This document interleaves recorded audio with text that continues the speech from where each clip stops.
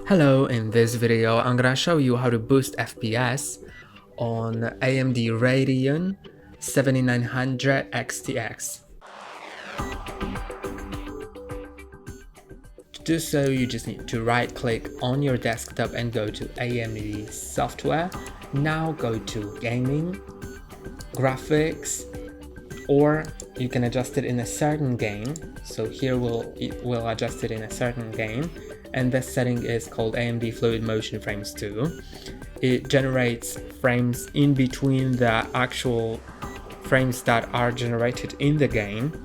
It generates them like new ones using AI to boost FPS, and you can change it either for a certain game, or you can go to graphics and change it globally.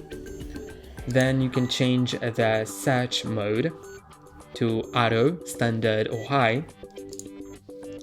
And performance mode, you can set it to auto, quality, or performance, depending on your needs. And that's all for today. Don't forget to like and subscribe. See you next time.